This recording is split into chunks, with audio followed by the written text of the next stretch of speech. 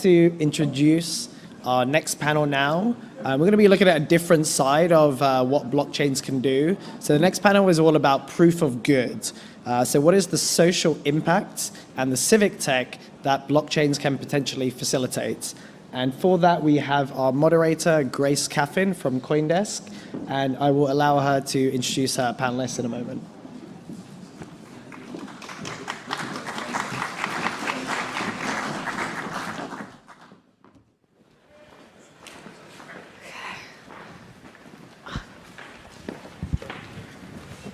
Fantastic. Thank you, Jeremy, for that introduction. As he mentioned, this is the panel on proof of good. So far today, we've heard quite a lot about the financial innovations and applications of blockchain technology. But we wanted to kind of change things up a bit here and talk about it as a force for social good. How can it help ordinary people? So admittedly, it's quite a broad topic. So I've got three very different speakers to help me tackle it today. I've got Bill Tai, who is a long-time angel investor VC. He's invested in over 100 different companies worldwide. He's also on the board at Bitfury, which is Bitcoin's best capitalized mining firm. Next to him is John Edge, managing partner at Red Rose. He's also the co-founder of Identity 2020, which is a blockchain project working to give undocumented children a digital identity. And finally, we have Chelsea Barabbas, who heads up social impact at MIT Media Lab's Digital Currency Initiative, which is building lots of exciting blockchain projects, which she will speak a bit about today.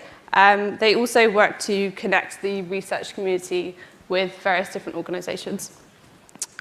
So I wanted to kick off with an open question. Is Bitcoin still a solution in search of a problem in terms of this kind of topic? Who wants to go first? Sounds like you. Oh, that's a surprise. I think that you could probably pivot that question off straight away and go, well, why don't we start with problems? And it's somewhat about the conversation of this panel is we have lots of conversations on technology and the makeup of the current ecosystem. We have lots of conversations on demographics. It is heavily weighted on the technology side. And if we go to the business side of the house, there's not a heavy weighting of business. So Bitcoin looking for a problem, I think there's a different way to put it around is if you go to somebody and say, there's a mainframe in the cloud. Hang on, we had mainframes a while ago, but there's a way to keep a registry of things that automatically updates that everybody can use, that can be trusted, that exists, that didn't exist before. Then all of a sudden, people with problems who haven't been able to solve them go, hang on, that might work. The fact that the Bitcoin token has proven a consensus system works, well, there are other types of these things that can be used for, say, a key registry for identity. We've not been able to create birth certificates for 230 million kids because building that centralized server architecture and running the cost of it and somehow running it across 4 different NGOs who overlap in one South Cambodian community doesn't work. But Bitcoin is the first use case for a consensus system. Good idea. Got everybody's brains thinking. Then the application of that simple, can we keep a registry together that constantly updates, that can be shared n times? What problem does that solve? I think that's the place to start. Because then what happens is there are plenty of people in this audience, and there's somebody specifically sat up the top right corner over there who's built a global transaction network, very similar to what Blythe's building. There are people who've got the problems. It's just that this potential solution didn't exist. So what I'd say is, Bitcoin, great demonstration of what a consensus system can do. Stop. Now we know what a consensus system is. Educate people who know the problems, who own the problems, and have them go, huh, right, well, real-time settlement in capital markets that we currently do T+5. Okay. And I mean, in terms of getting those people to understand these problems, who is it that should be doing that work? I mean, Chelsea, you guys do a lot of kind of broader education and people come to you a lot with use cases and you connect them with various researchers. Can you tell us a bit more about your work? Sure, yeah, and I was just thinking about how I'd answer the last question, thinking about how MIT has grown its interest over time. You know, technology isn't the title of our university, right? But as a former MIT student myself, just graduated in June, I know that most of the students and faculty that we have are very much they don't put the technology center. It's the problem that they want to solve, and figuring out what tools are at their disposal to solve those problems. And I think what we've started to see over the last couple of years is what a remarkable breadth of problems across the different schools within MIT are seeing the blockchain and kind of this space as a useful toolkit for addressing problems, whether it be in the financial realm or be around, you know, secure multi-party computation, whether it be around privacy, security, things like that. So. That, I think, as, again, more and more awareness about the types of problems that could be relevant to this technology has kind of grown, you've seen that interest grow amongst ourselves. Yeah. Mm-hmm. Actually, if I could add a commercial perspective, because I actually, you guys have answered it, but I think from as a board member of Bitfury, I don't look at Bitcoin as a problem looking for solution, but really more of a subset. Bitcoin is a subsidy to a solution looking to invite applications to run on it. And you know, if my own individual vision for what Bitfury should be, you know, I think, you know, all the miners have this sort of perception of being kind of like money grubbing, like pile up a bunch of assets and all that stuff. But what we really want to do with this company is build a worldwide distributed architecture that has an API on it that can run anything that is this kind of technology. You know, of course, it's going to start with one flavor of it, which is the Bitcoin algorithm, but the company has all the capability to develop whatever kind of silicon architectures we need to do. And what we'd like to do is open it up so that it can run other things. Because, you know, as an investor, given the structure of the mining rewards and where they tail off and end at some point, we need to have, basically, I describe the company as a distributed transaction processing engine that will open itself up for other people to run whatever they want. And if we're providing value, then we should have an economic position to earn a return on it. Okay. And those solutions can be for social good, they can be commercial, they can be lots of things. Mm-hmm. And do you think that's a template that other companies in the Bitcoin space should then adopt, you know, having this profit-driven aspect, but then also, you know, you've done a lot of stuff with Hernando de Soto. Yes. Around identity and like title deeds and things like that, and ownership. Do you think that there is a greater need for Bitcoin companies to implement their own kind of social initiatives and kind of giving back? Do you think it's their responsibility to do that? I think it's going to happen. I think market forces will force that to happen anyway, because, you know, I think if you were only thinking about it as a miner, then, you know, from an investor standpoint, it'd be like buying shares in a gold mine. You have an asset, you can value that asset, put maybe some kind of multiple on it, and subtract the cost of like digging it out of the ground, but that's not a long-lasting, growing equity model that chunks every day and gets bigger.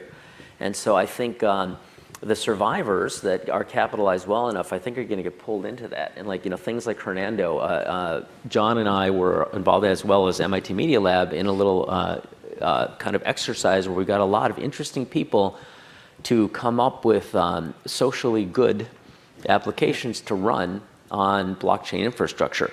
And Hernando, this is a great example of things you could do. You know, Hernando wrote a book, you know, 12, 15 years ago called The Mystery of Capital that basically outlined why developed economies developed and undeveloped didn't, all really around the concept of ownership of land, the titling of an asset. And if you owned your land, you would invest in it, and you could take that title to the bank and get a mortgage, and that money would be your capital.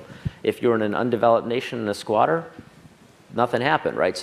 So we together tried to work with Hernando. We did work with Hernando to find ways to implement the notion of titling of land assets on a blockchain. John's working on identity on the blockchain. We created a carbon credits marketplace implemented on the blockchain conceptually. You know, so there's lots of ways to take this that are just we're on the verge of something very big. Mm-hmm. And it's really cool to see. I think we can take your question and categorize it. So the question is should Bitcoin blockchain companies, and I think we want to break that out. In any business, there's people, you could simplify it to 3 activities: building something, selling something, and financing something. So when we look at the activities, we have a lot of build going on at the moment. Now, salesmen are naturally born to sell something, and if you give a salesperson a product that they can't sell, they won't sell it and they don't work for you. And we maybe want to think of populating the sales bubble with people with viable use cases for now that can then give the builders something to build that can be validated, so the financiers can look at that and go, well, I'll pay money for that because the salesperson's demonstrated the use case. So there's a way to set the ecosystem up. At the same time, and I think this touches on important functions within the community, you have one circle which is established institutions. And that's the big companies. And you have one circle that's the innovators. And at the moment, they're pretty static. And you need to put a circle between the two that brings the two together. And that joining circle, we need to think very carefully about it. And I'll poke a little bit of fun at sort of alma mater organizations, but everybody has an innovation hub. And everybody has a blockchain innovation hub. And it's interesting to me that we talk about a consensus system or a blockchain as a way of sharing, distributing trust, but yet every big organization doesn't trust any other organization, so we've got our innovation lab, and we're going to build use cases. There's 20 of them.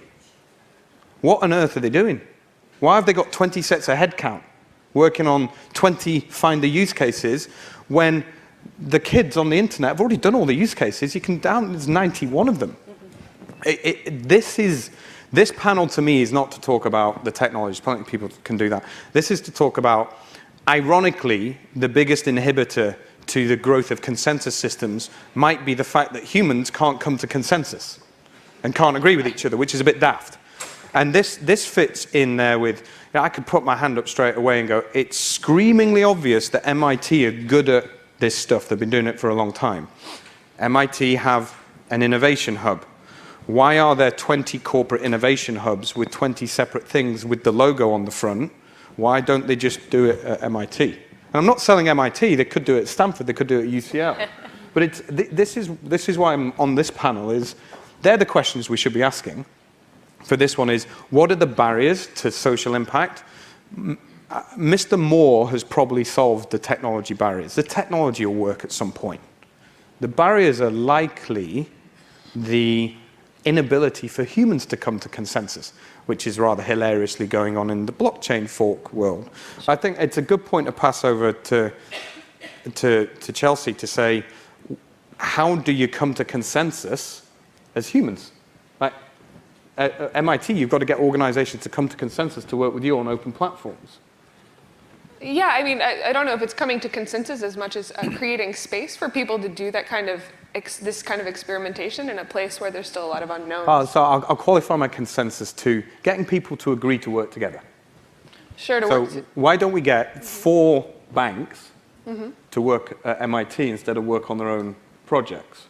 There are these things. These are the things that stand out to me as an observer, is how to get the consortiums going. So I think the real value add for us is being able to ask the types of questions that are too risky for certain kinds of institutions or companies to be able to take on their own, or are going to be too costly for them to do internally. So, in addition to companies, we're also talking to a lot of the public sector institutions and governments who are also surprisingly very keen to not only learn about this technology, but also understand how they could harness it to serve to serve public interest, right? For governments, though, the whole model of fail fast, learn fast is not something that you're going to exactly win an election on. So MIT is a place where that kind of experimentation and that partnership can be really meaningful. But I think it could be really meaningful in the private sector as well. Really consolidating and coordinating interests at this phase. It's so exciting in this community. You're seeing you don't see a lot of head-to-head competition and animosity between even people who are working in the same domains, because we're all still trying to learn right now. And everything that we're doing is contributing to the same ecosystem that we're all invested in having mature. Can I ask the audience a question? Who in this room is from Silicon Valley? Just raise a hand, just out of curiosity. So it looks like it's like 5 or 10% or something. Yeah, so I once was trying to explain to somebody how Silicon Valley functions and why it works the way it works. And as you described the different fiefdoms, like if you look at the older industries of mainframe computers, like the old phone systems, you had these giant entities that were all competing and they all had to replicate their own functions and all that stuff. It's kind of a waste of time. And I said, well, you know, like Silicon Valley, you basically have to think of it like a stock market of people, where the people are like shares of a security floating around in this thing. And if a good idea, like, you know, if you think about how a stock market works, if there's a really good idea that's working, all the money flows up under it and pushes it up to the sky. In Silicon Valley, it's a very liquid base of people that are sort of free floating. And if there's a really good idea, all the people kind of run up to it and push it up into the sky. And if you want to build a Google, like there's no other place in the world where you can hire 20,000 people that did what you want them to do before for the last 5 years and inject them in and just make it happen, right? It's a super liquid marketplace. So, you know, the question is which of those hubs, if there can be one, can create the liquidity point for people and ideas to allow all the communication to sort of like resolve into the right things where there's efficiency in the system. And that hasn't happened yet. You know, if you think about like the roots of Silicon Valley, John, you know, I talked about this before, like the Homebrew Computer Club was that. You know, in the 70s, a bunch of kids rented a room at Stanford Linear Accelerator, and those kids were like, you know, Steve Jobs, Steve Wozniak, Bill Gates, Bill Joy, Bechtolsheim, you know, the people that started Sun and Apple and, you know, like 20 other companies, because they weren't working in these big companies where everyone had private armies. You know, so I think you guys could do a lot to kind of facilitate that. Mm-hmm. I didn't pay them to say this, I promise. No, but now, you bring it on to the other part, and if we're going to talk about Bitcoin, then inherently, how many people in the room are from a financial technology or financial services background? Pretty much okay. everyone. So I worked in investment banking markets for a decade or so. I co-founded a financial technology company that focused on regulatory tech. Anybody who comes to me and says, I'm going to do something in capital markets that's regulated by FINRA, and I'm going to build an app with 2 kids in a garage and it's going to work, hasn't got the point of FINRA. So in this market of financial technology, these massive transformations simply will not occur in the time frame required, I'll be polite as opposed to never, unless the established institutions are brought in.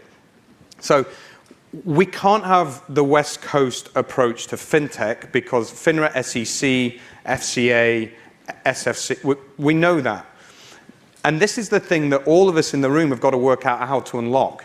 How do we unlock the potential of the technology and the freedom of innovation, but all of us knowing that dealing in regulated markets is a complete pain in the backside?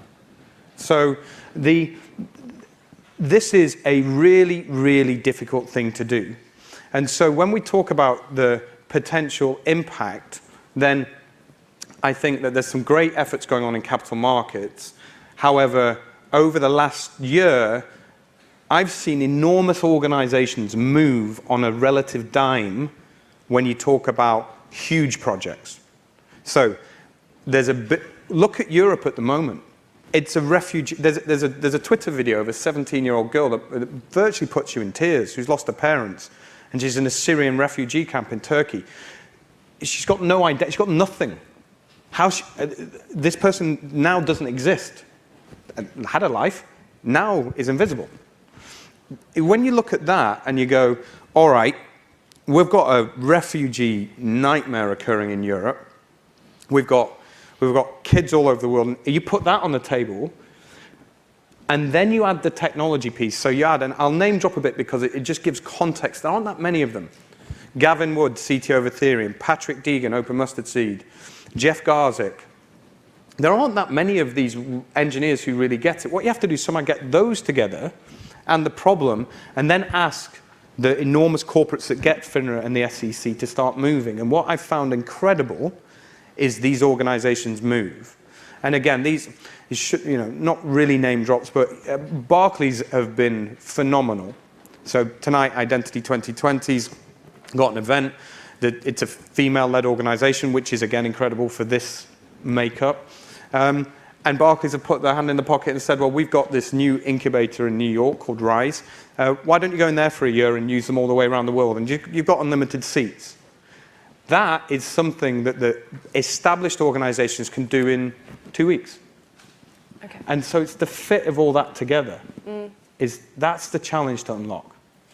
Okay, and I wanted to bring it back a little bit more to kind of use cases. I know, Chelsea, backstage we talked a little bit about healthcare initiatives. Can you give the audience a bit of an idea of what you guys are working on there, how you're innovating in the space? Yeah, sure. I mean, especially just to kind of take it out of the financial realm a bit, we're looking at a broad set of use cases across the board. One that's particularly interesting is this idea of being able to do secure multi-party computation on data that's really valuable and could offer a lot of value add to society, but that right now is not very liquid. So health and education data are two really key areas that we've been talking with, city governments as well as major pharmaceutical companies and others who are really keen on figuring out how the blockchain could be used as the backbone for an infrastructure to be able to kind of enable much more like liquid data without having to compromise on user privacy.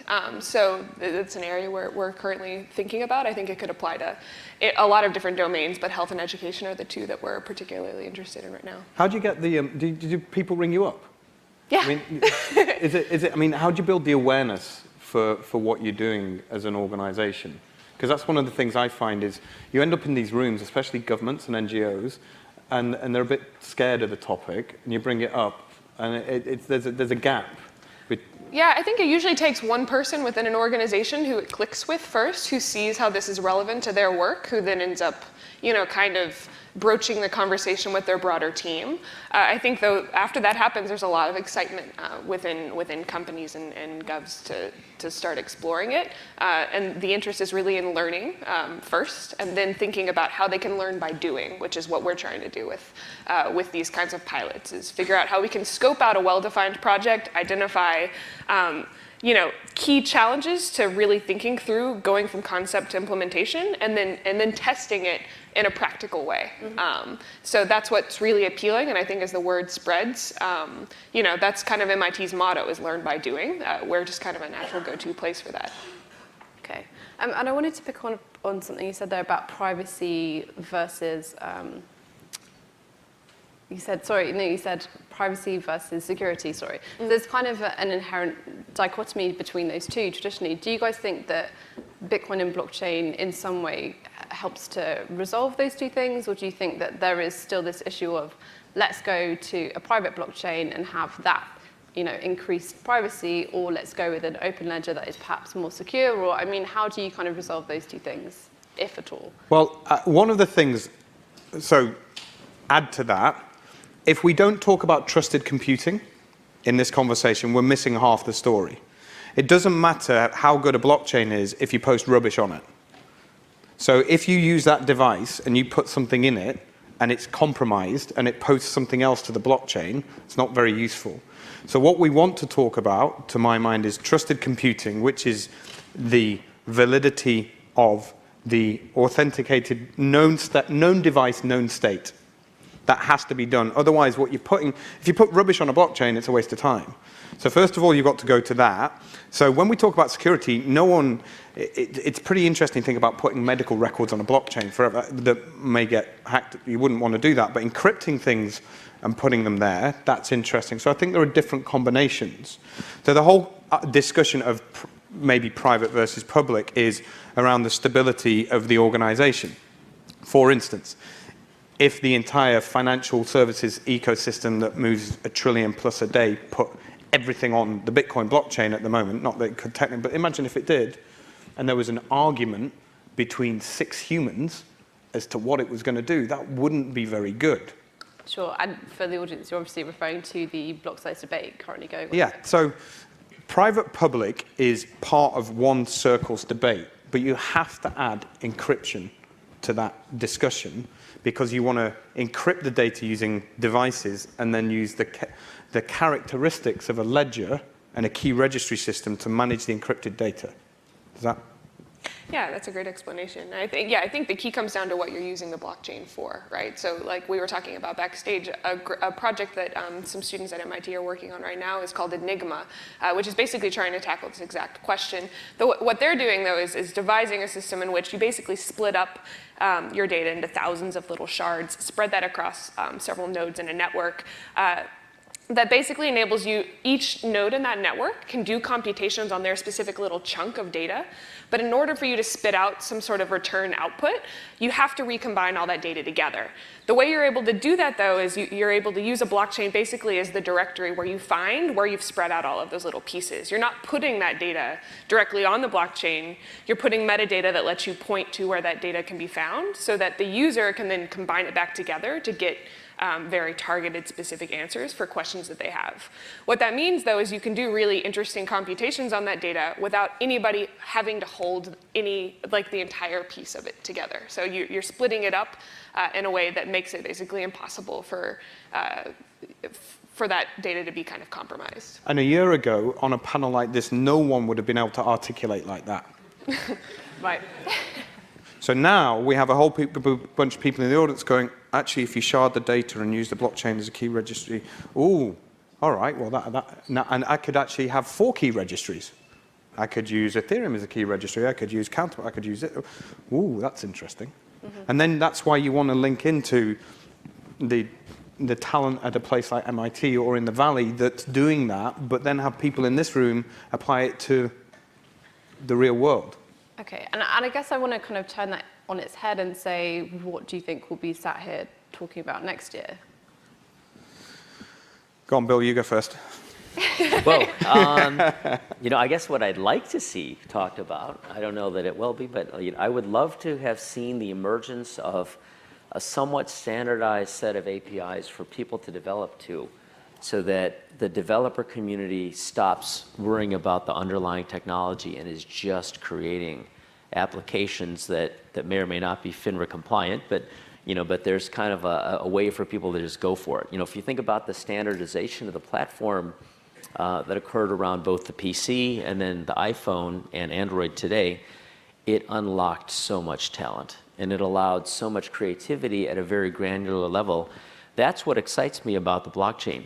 It has that potential, so I think there just needs to be enough resolution by the community of what it is, what the platform is, what the resources allocated to the developer are, and then just let it rip. And I think we'll see a very different world. I think from my perspective, I've been in venture now for about started in 1991, so 25 years. We've had a series of waves of things. We're at a point now where I think, if you look at some of the big market values, private market values, not publicly listed, but think of an Uber at 50 billion or Airbnb at 25 billion or whatever. Those are essentially companies that are asset virtualization companies. Uber's basically a 5-minute transfer of title of a car. Airbnb is a week-long transfer of your room, whatever. And so whether it's a unit of value represented by a Bitcoin or a lawnmower or a car or a rental unit, there's all these marketplaces that could be made more efficient just with a couple of keystrokes on an app if there's standardization and universal kind of agreement at the community level. So that's what I'm hoping we're talking about. Okay. I'll borrow a word because I'll lead on to you to close out from Brian, who works for Chelsea. So practical pilots. He's my boss. I'm not his boss, but yeah. So getting stuff done. What I would like to see in a year is some failed experiments and some working experiments in the real world with big customers, not on the side. So in a year's time, I'd like to see Identity 2020 Systems has delivered some technology to a government or NGO to try and include people who didn't exist. And it failed, didn't work. We'll have to try again. Or a XYZ other project did. And that's where we need to get to, is in a year's time, have some people up here who said, I had a go, I got a big customer, I applied the technology, and it didn't work. Or it did. And I think that fits well into the breadth of the things you're doing. Yeah, I think, so what I'd love to see is more discussion about methods for doing more rigorous data-based decision-making about the different design trade-offs that you could consider within these kinds of systems. I've seen almost every panel up here has asked a question about permissioned versus permissionless. this kind of thing, that's actually, still a very chunky debate. There are a lot of much more nuanced kinds of decisions that we need to also start to be making around these issues of scalability, privacy, stability, and things like that. And in order to do that, we need to develop, as a community, better ways of simulating these different trade-offs so that we can make more informed decisions without having to take on a lot of the costs of trying to implement them in the real world first and seeing what happens. Then the second phase is then doing these in the real world pilots, once you've got more informed basis for making decisions. Fantastic. I think we have time for one more question, or yeah. So if anyone has any questions from the audience, just having a look on Slido now. If anyone could just raise their hand if you have a question you'd like to ask any of the panelists. Yeah, in the middle. Something I'm very interested in came to mind when John mentioned the birth registry for kids. I was wondering if you have any ideas about a registry for each person that's born in order to help implement the idea of a basic income for everybody as a human being on the planet. Funny as it goes, You should come to lunch tonight, huh? I mean, the answer is yes, in that there is a very big ambition here, which is if you could digitally include a lot of people, and then there's big organizations like the UN who send out value to them, but in the middle it starts at $1,000 and goes down to $1 because all the frictional cost of all the middlemen. If you could build a system that could get directed digital payments to the digital identity, then you could potentially reduce fraud, reduce risk, increase compliance, and get the value to the people who need it. And there is a project underway that's looking at that. Cool, fantastic. Thank you to my wonderful panelists. I think that's all we've got time for. I'll let you guys get to the next session. Thank you. Thank you.